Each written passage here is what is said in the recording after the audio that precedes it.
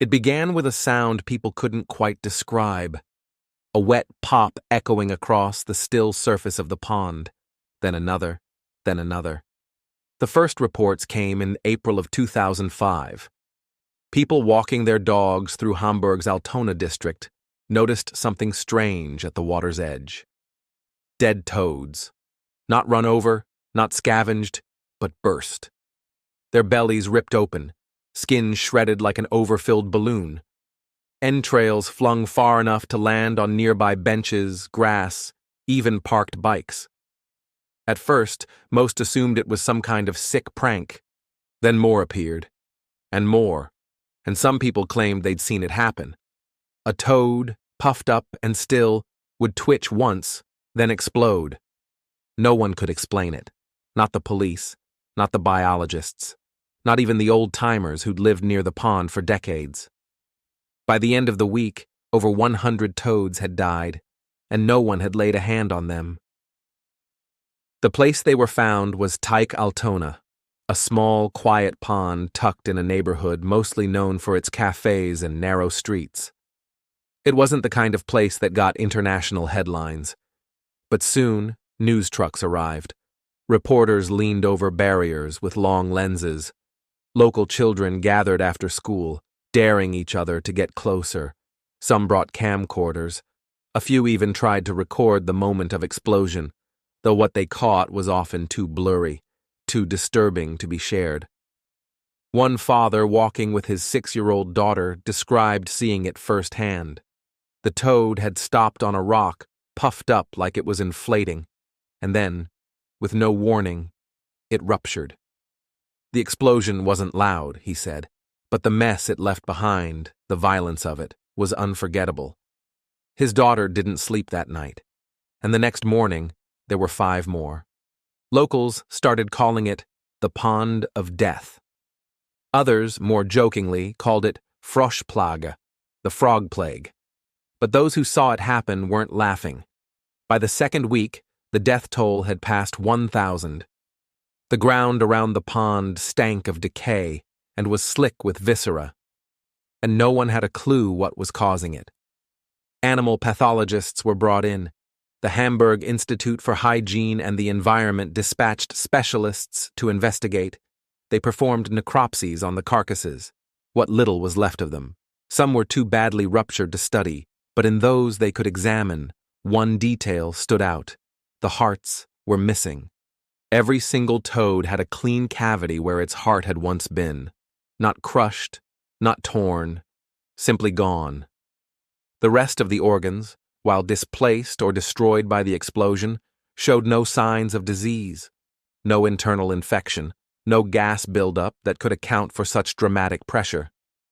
Scientists were baffled. If it had been a viral outbreak, they'd expect to see inflammation or hemorrhaging. If it were predators, there would be bite marks, tearing, claw wounds. But there was none of that. The toads weren't being hunted. They were being hollowed. Theories bloomed like algae. Some blamed pollution, chemicals leaching into the water from nearby construction. Others suspected a new pathogen, perhaps airborne, perhaps amphibian-specific. There were even whispers about the possibility of human interference. One resident claimed he'd seen a group of teenagers throwing something into the water at night. But when questioned, they denied it, and no physical evidence ever surfaced. Then the theories got stranger. One Berlin tabloid published an article suggesting the deaths were the result of NATO radar tests, secret frequency weapons affecting the nervous systems of amphibians. Another claimed it was electromagnetic interference from nearby mobile phone towers. Some compared it to mass bird deaths, suggesting the frogs were disoriented by some unknown atmospheric anomaly. But none of these theories held up under scrutiny. Meanwhile, the toads kept dying. The city tried draining part of the pond. It didn't help. They posted signs warning residents to keep pets away.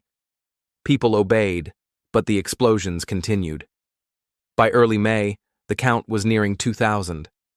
Schools canceled field trips to the area.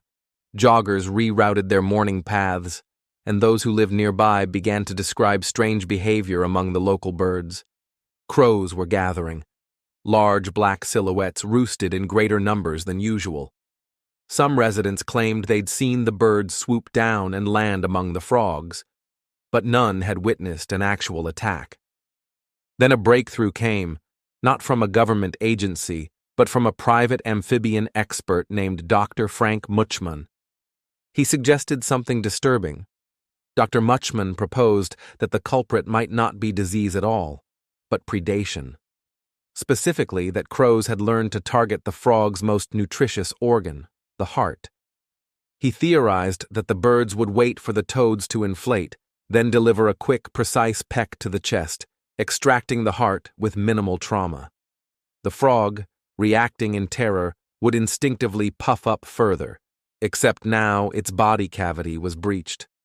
With nowhere for the air to go, the pressure would cause the toad to rupture violently, hurling its entrails outward like a burst balloon.